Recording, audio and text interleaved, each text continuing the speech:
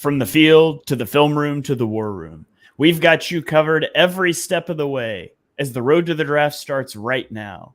Hello and welcome to another episode of the Armchair Scouts. I am your host, Shane Haff, and you can follow me on Twitter at ShaneHaffNFL. I'm joined today by my co-host and fellow draft enthusiast, Dives. Give him a follow on Twitter at Mr. Crockpot. Be sure to check out his podcast, Party on Broad. Dives, how are you doing today? Doing well, man. Let's go. All right. Also joined by his co-host on Party on Broad, Ryan. Give him a follow on Twitter at Philly Sports PSA. Ryan, how are you doing this evening? I'm doing fantastic. Ready to talk about a great week 3 in college football. And last but not least, I'm joined by my co-host on Chalk Talk, Mark Henry Jr. Give him a follow on Twitter at Mark Henry Jr. _.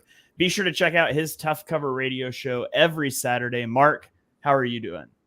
I'm doing great. We're 4 days removed from the end of the Notre Dame football program as we know it.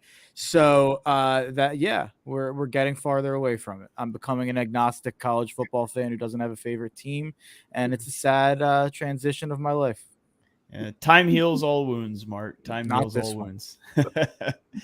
All right. Well, if you are new to the show, unfamiliar with the format, we're going to give you each of us will give you an Eagles target of the week, somebody we think the Eagles could be interested in come the NFL draft. So as you're watching college football, you can keep an eye out for these guys. Then we will make a player of the week prediction before we break down the biggest game of the week. And spoiler alert, this week it's not on a Saturday. But before we get there, let's talk about our top Eagles prospects to watch this weekend.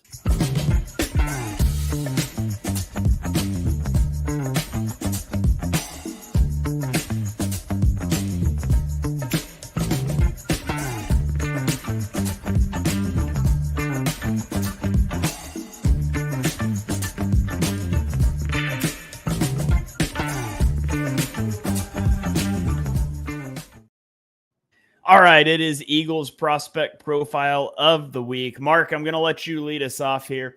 Talk to me about the guy that you're keeping an eye on for the Birds this weekend. I am taking a look at Tacario Davis, who you guys know I have types when it comes to these players. And if you're going to give me a corner who's 6'4", with the arms that Tacario Davis has and the way he's able to use them, I'm going to be interested. So he exactly fits that type of kind of that number one corner frame who can go up with the most talented kind of bigger receivers that even some of the 6'1" receiver or corners can struggle with. He was only a 3-star prospect going to Arizona. He kind of grew obviously throughout the end of his high school and beginning of his college career to get to 6'4", but he has been a pretty fantastic since he's been at Arizona. A lot of people thought he would transfer last year, but he stayed around. And Arizona's got a big game this upcoming week with Kansas State, who's an explosive offense. So you're going to get to kind of see Tacario Davis get tested here. And you're going to get to see him get tested a lot in the Big 12. A lot of really good receivers, a lot of really good quarterbacks. So last year, he had a 27.8% forced incompletion rate, which was 5th among Power 5 corners. He's just so physical and doesn't get called for a lot of flags on pass interference as you would think he would with how physical he can be. But yeah, his size, frame, length says it all. All right. So defensive back there that you can keep an eye on. Tacario Davis. We're going to be talking about that game a little bit more later. Dives, I'll throw it over to you next. Give me a guy that you're keeping an eye on for the Birds this weekend. Kind of like Mark, I also have a type, same position. Last year was Mike Samerstill. Loved him. I mean, he was just such a blast to watch. This year I'm going to stick with the Big Ten. And it's a guy that I've been really enjoying, and that is Xavier Scott. He's a nickel corner for Illinois. Maybe one of the more underrated prospects. He was dominant against Kansas, number 19 Kansas. They beat them 23-17 last week. And this guy was just all over the place. 8 tackles, a sack, a forced fumble, 2 interceptions, a touchdown, 3 total takeaways. This is a guy that primarily plays in the slot. So far this season, 13 receptions on 19 targets and 1 touchdown allowed. He has a quarterback rating allowed of 57. Just a major playmaker, man. He's got it's okay to not have like this crazy upside. Like he knows his role. He's a nickel corner at the next level. He's a big time playmaker. I think he's a day 2 prospect. He has Penn State and Nebraska coming up in 2 of the next 3 weeks. I know Quinyon Mitchell played really well. I think he's going to move to the outside eventually for good. And you look at maybe Cooper DeJean and what his role is. It in the slot? Is it a safety? Is it a dime linebacker? I don't really care. At the end of the day, Xavier Scott would be amazing value in that day 2 range as a next level ball hawk for the Eagles secondary. Give me Xavier Scott. If you don't know his name, you'll know it now because the guy is just tearing up the 2024 college football season. All right. Keep an eye on Xavier Scott. Ryan, I'll throw it to you next. Do you have a linebacker for me or a tight end? It can only be one or the other, right? You're absolutely right. Because I am going to bark up both trees all year long, even though the linebackers played pretty good for the Birds down in Brazil. But that's why I'm switching over to tight end this week. And I'm going with a Bryson Nesbitt out of North Carolina. This guy is won the first team All ACC last year, getting 41 receptions for 585 and 5 touchdowns. He certainly has an ability to put up big numbers, even though it seems like the Tar Heels so far this year don't seem to really be utilizing him too much. In 2 games so far, he's had like 2 for 15 and then 3 for 47, but he has gotten into the end zone. But this is a guy that runs really precise routes, very crisp cuts, and does consistently get separation against linebackers and smaller safeties. He has reliable hands. He certainly is athletic and has good acceleration off the line. As far as blocking goes, it's certainly something that he definitely needs to improve for sure. But I like his kind of fit as an offensive weapon with some room to grow, being able to work on his blocking game, run blocking game. But the Eagles definitely need some tight end help, and Nesbitt I think would be a great addition to kind of groom into that tight end 2 role, considering they don't really have much there as of right now. But Bryson Nesbitt, hopefully the Tar Heels look his way a little bit more as he is kind of their main offensive weapon there through the air for the Tar Heels. So look for Bryson Nesbitt. Yeah, if you want to see some poor tight end blocking, just go to my Twitter timeline and search the name Calcaterra, and there's some good ones out there from the Week 1 game. So like that call out. I'm going to go to the offensive line, as we know the Eagles like to do. And let's be honest, I just like to talk about offensive linemen. But I'm going to go to West Virginia offensive tackle Wyatt Milam. He is 6'6", 312 pounds. He's a pretty athletic player. Allegedly he runs a 5 flat 40 time, which would be extremely fast for a guy his size. Obviously, combine testing trumps all, but he played right tackle in 2021 for West Virginia, and then he switched to left tackle where he's played the last 2 seasons, and he has not surrendered a sack in his last 844 pass blocking snaps, which dates back to the start of the 2022 season.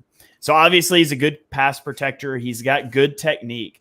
He's not just winning with athleticism. He's a really strong run blocker. I mentioned that athleticism earlier, and he has improved year over year at the position. Beyond that, he's a smart guy. He's got multiple academic all Big 12 selections, and you see that play out on the field as well. So he's just a smooth mover. I do think he needs to develop some more strength and mass at the next level. I think that could be a concern. Some people might think that his best position will be guard, and he's never played it. He honestly, there's not a lot of elite pass rushers in the Big 12 either. And so there's some competition things, but you can only beat the guys that are in front of you, and he's done a really good job of that for the last 2 seasons. So he's a guy that I'm going to keep my eye on. Right now, he's probably like a day 2 guy, and I don't see him like climbing up into a day 1 prospect, but you never know what's going to happen over the course of a football season. So keep an eye on Wyatt Milam as you watch, if you're watching West Virginia play this weekend. I saw Matt Miller, I think his account on Twitter, at NFL Draft Scout, was tweeting about Wyatt Milam today, saying he's starting to get first round buzz. Oh, okay. So yeah. All right. Well, maybe he will edge into the back end of the first. I mean, if there's one thing we know, it's that athletic guys that are smooth moving, they tend to move up draft boards. So we'll see. I kind of thought he might end up being seen as a tweener, but we'll see, I guess, as we get closer to the draft. Yep. I mocked him to the birds quite a few times already. All right, there you go. Well, that is our Eagles prospect profiles to watch. Now let's turn the page, and we're going to give you our player of the week predictions.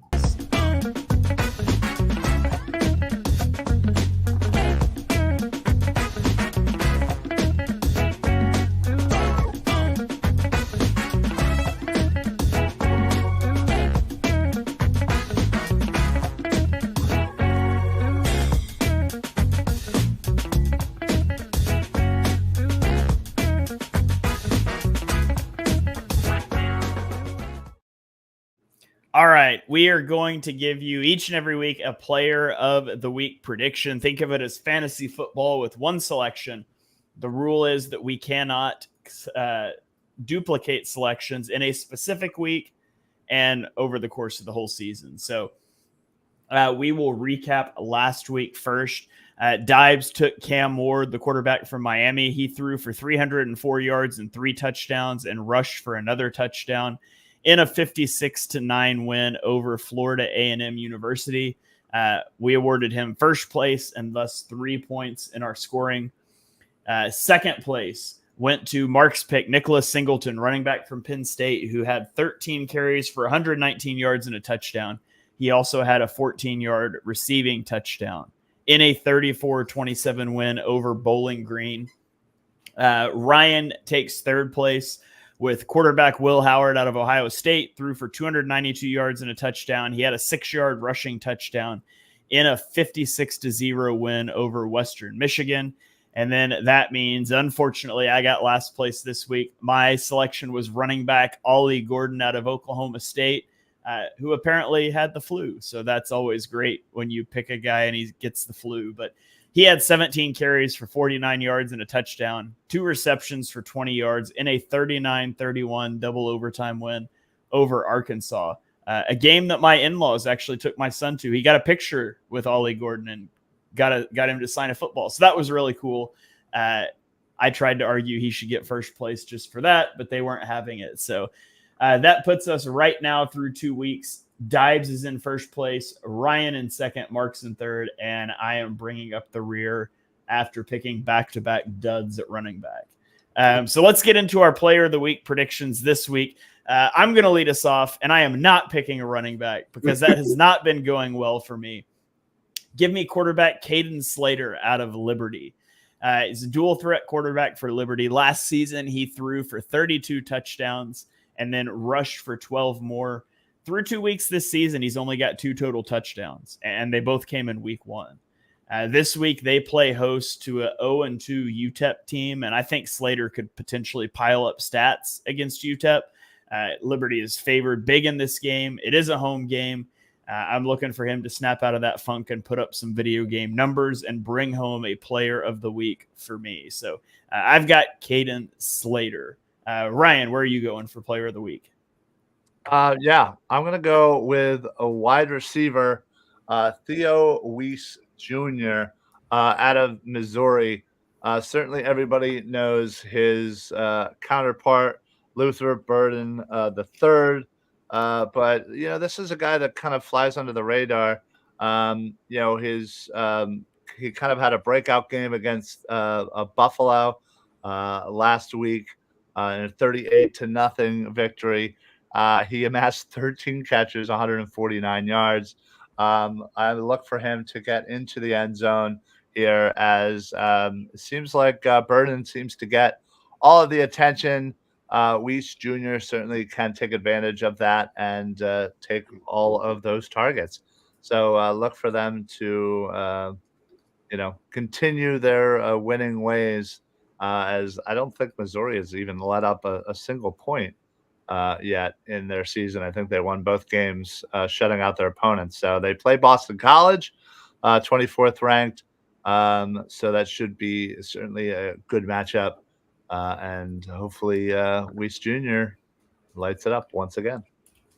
All right. So Theo Weiss Jr., former Oklahoma Sooner trader, transferred to Missouri. We won't hold that against him too harshly when it comes to grading. But all right, Dives, who is your player of the week prediction? Yeah, I'm not going with such a deep cut. I'm going with the layup. Give me Jackson Dart, quarterback out of Ole Miss. The guy is just lights out. Has thrown for over 6,300 yards, 43 touchdowns with a 63 completion percentage the last 2 years. He's 6'2". He's a dual threat quarterback, over 1,000 rushing yards and 9 touchdowns on the ground. Mobile, can escape the pocket. He can make accurate throws on the run. He's creative. He's got great arm strength combined with that mobility, man. This guy can run a lot of different things for that Ole Miss offense, from traditional plays in the pocket to rollouts to design runs. I really like his potential at the next level. I see him as a round day 2 kind of guy, kind of similar to like a Desmond Ridder at this point in time. He still needs to show a little more willingness to throw into tight windows. He needs to be a little more comfortable delivering accurate passes to his receivers who are only open by just a step. And his deep ball accuracy isn't the greatest, but I see him in that same tier as well as like a Michael Penix Jr. and a Bo Nix, a guy that could be potentially overdrafted in 2025. I like his upside. He's a fun guy, but I don't miss that offense is legit. Week 1, Jackson Dart was lights out throwing the ball. Week 2, they really ran the ball well, led by Henry Parrish Jr. But pass, run, maybe it's a pattern. Give me Jackson Dart to put up 4-5 touchdowns through the air. All right. So Jackson Dart is the pick from Dibes. Mark, you're the last guy up here. What do you have for us? So I've got another Arizona guy, and I think we're going to be talking about Arizona K-State. So I'm going to stay away with why I'll get to why I'm picking him when we break down the game. I'm going to use this opportunity. I'm taking Teteroa McMillan, also known as Tet McMillan. That's what I'm going to be calling him. I like Tet. I think it's fun. That's a fun name there for a little one-name nickname. But there's a lot of people that talk about Luther Burden as one of the best players in college football. And I think he's almost been crowned as like wide receiver 1 early for the 2025 NFL draft class. I do not understand why Luther Burden would be drafted above Tet McMillan. I don't get it. Luther Burden's 5'11", Tet McMillan's 6'5", 212. You look at the production last year. Luther Burden, great year, 86 catches, 1,200 yards, 14 yards per catch, 9 touchdowns. Tet McMillan had 90 catches for 1,400 yards, 10 touchdowns, 16 yards per catch. You look at, they've played the same amount of games. They've played the same amount. Tet McMillan's career stats are far better. His career yards per catch, 17.2 yards per catch, whereas Burden is 12. I don't understand what other people are seeing, that Burden almost seems to be another tier above McMillan. When you look at a lot of early rankings from scouts, I think I'm planting my flag early here. I think Tet McMillan's one of the 5 to 7 best players in college football and will be one of the best players in the draft. And I think he should absolutely be the first receiver drafted next year. Yeah. All right. Well, there you have it. Those are our player of the week predictions. We will come back and revisit these next week when hopefully I have a better performance than I did last week, because frankly, that's a little embarrassing. Dibes, what did you have? I do want to say I think there's a wide receiver that's better than Luther Burden, and he plays for Ohio State, and it's not Emeka Egbuka. So, I just found out today that that's Gino's cousin. I didn't know Is that. it really? Is it really? Yeah. That's really cool. I did not know that. Yeah, same. Yeah, he's Jeremiah Smith is who I'm referring to. He's the next Marvin Harrison Jr. Next top 10 pick in the draft in like 3 years. Yeah. All right. Well, let's transition over now to our game of the week breakdown.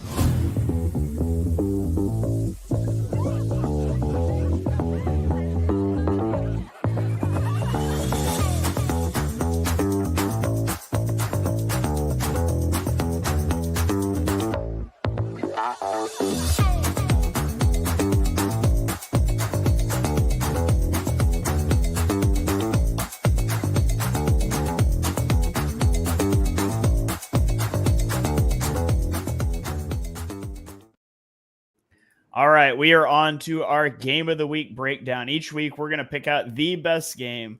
We're going to give you the breakdown on it. If you can only watch one game, this is the one to watch. Ignore the fact that the last two have been blowouts. We're going off of rankings here, and there's only one top 25 ranked matchup this week. It is number 20 Arizona at number 14 Kansas State. Kansas State's favored by 7. This game is actually on Friday night at 8 o'clock on Fox. So if you want to watch this one, make sure you're tuned in Friday night. You're going to see the score on Saturday and wonder what happened. I try to live my life by a couple simple rules, guys. Number 1, never get involved in a land war in Asia. Number 2, never go to a Kansas State game. I went to school with a buddy of mine, and we go to an OU game every season. And we made a rule to never go to Kansas State games after we went in 2012 and the Eagles lost to Kansas State. We went in 2014 and they lost to Kansas State. And I have not been to a Kansas State game since. However, the last game against Kansas State, I was at a party with a watch party with a bunch of guys from church and watched them lose to Kansas State in 2022. So Kansas State is like the Achilles heel. I'm glad OU doesn't play them anymore. They get to host Arizona here. Both teams nationally ranked. Ryan, what's your take on this game? What are you watching for? Yeah, listen, this is certainly a game against, two schools that have kind of started off very strong here. But, I think what the separator between these two is Kansas State's defense is a lot stronger and more consistent than Arizona's. So far, Arizona seems to be a little inconsistent, especially against the run. And when Kansas State, I believe they're ranked 20th nationally with just under 250 rushing yards per game. So I think it really comes down to both teams can put out numbers offensively. I think Arizona has 41.5 so far, whereas Kansas State 37.5.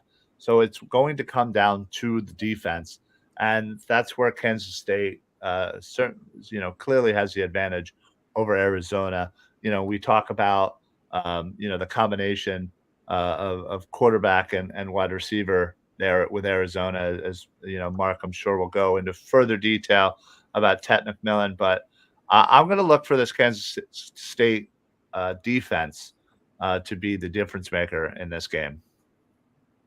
All right. Dives, thoughts on that, and how do you think this game is going to play out? Yeah, it's Kansas State's a really fun team. I'll let Mark talk about Arizona. You look at Kansas State, they've been a model of consistency. They've won they've had at least 8 wins in 4 of the last 5 seasons. They've had a lot of change, though. You look at offensive coordinator Colin Klein leaving for Texas A&M this offseason. Your boy Will Howard, Ryan, went to Ohio State. They lost his top 2 pass catchers. Remember Cooper Beebe? We all loved him in last year's draft for the Eagles. It's been next man up for Kansas State, and offense-wise, they're a great running team, man. They have one of the top 10 running back units in college football. Running backs DJ Giddens and Colorado transfer Dylan Edwards. I remember talking about him a lot last year during some Colorado matchups. They also got a quarterback named Avery Johnson. Avery Johnson is a sophomore. He's a running quarterback, dual threat quarterback, a read option quarterback. His bread and butter is finding creases in defensive fronts, runs play action concepts pretty well. Weaknesses wise, he's not an accurate passer. He's only got a completion percentage of 53.6%. And that's the take. So they're going to want to run the ball on the ground, run it well, and run it often. DJ Giddens is really their workhorse in that backfield. He's a guy that forces a ton of missed tackles. He had 69 forced missed tackles last year. That ranked 10th among all FBS running backs. And he's also a really good blocker. So keep an eye out for DJ Giddens as well. That's what I'm watching. If the Kansas State offense can own time of possession, own the trenches, keep that T-Mac out of the end zone, keep the ball away from McMillan, that's going to be the storyline.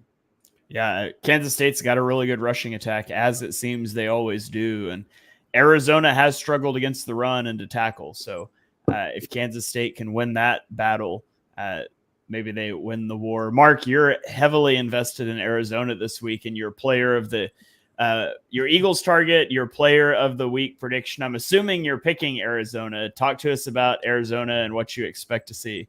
So I like Arizona with the points. The spread's 7.5. I think this should be like probably a 3-point Kansas State spread. I think they should probably be favored by 3. I think these teams are even just about. And obviously Kansas State's at home, so I think they should kind of get the nod for that. But these are both teams that I had going 10-2 in the preseason and competing to make the playoff.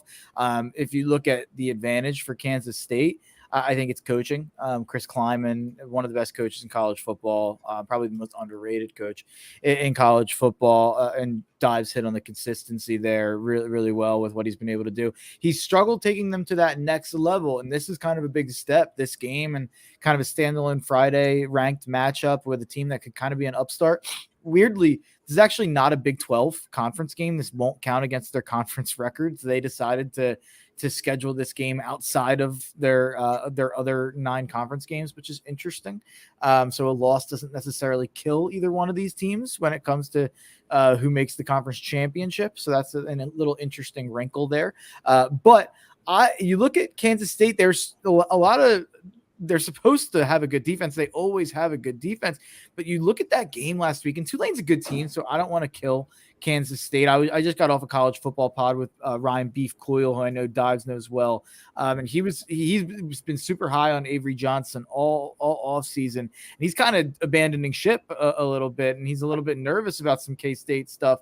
And if you watch that Tulane game last week, it was they didn't really let Avery Johnson air it out in that game, even though it was a 34-27 kind of close game. And you look at what Tulane was able to do offensively.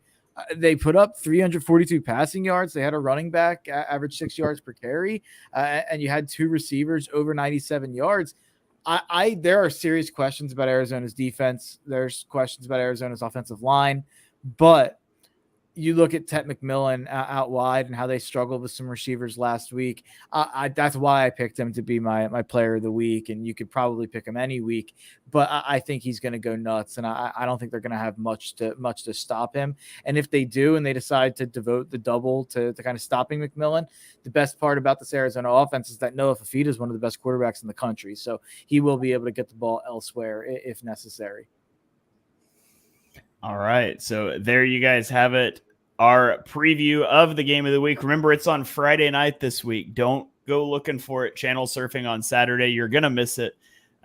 Dives, any last thoughts on this one? You're holding your hand up there. Yeah, I just want to make it clear. I think Arizona wins. So I'm just putting okay. Yep. I like that. I think it's a toss-up. I really think it's whoever gets the ball last, whoever gets the second ball in overtime. I'll pick Arizona because I'm obviously Mr. Arizona over the last 2 years, but it's a toss-up. I do not like the Kansas State front seven at all. So I think you give that much time to Fifita, and he's going to tear it up. All right. Well, that's gonna about do it here. Anybody have any final thoughts for the college football weekend that you need to get off your chest before we get out of here? Yeah, I think this is a fun one. I'm giving on Saturday. I will not be watching the college football games this week because I'm the best man in a wedding. Nice. First time I've ever been best man in a wedding. Does anybody have anybody here? Has anybody here given a best man speech? Does anyone have any tips for me? Keep it short, keep it sweet, and get people drinking and eating. Nobody wants like a sap story. Nobody wants a long speech. Keep it to the point and get the people to the bar, essentially. The opening line is always, they say you're never supposed to meet your heroes.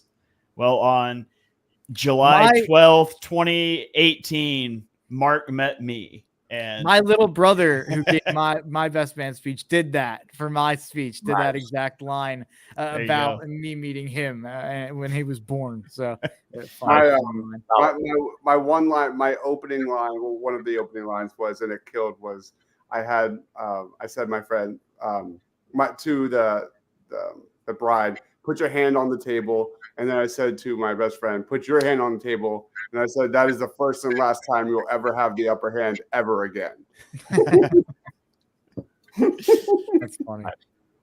Nice. Ryan, you got any pointers for Mark's best man speech there?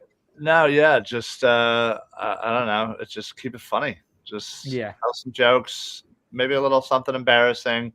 But yeah, keep it short because everybody just wants to eat and drink real quick. Exactly. So, I've never been a best man. I've done a fair amount of weddings. I've officiated a fair amount of them, but I've never been a best man. So if you're ever officiating a wedding, I can give you some pointers there. I do have one note. I think someone, I'm not sure who it was, had said this was the only top 25 matchup. Theoretically, Boston College plays Missouri. Boston College is 24th and Missouri is 6th.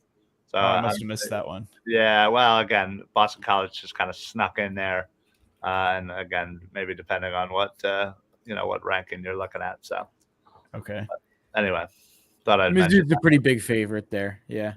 Yeah, absolutely. Mizzou should trounce them. So.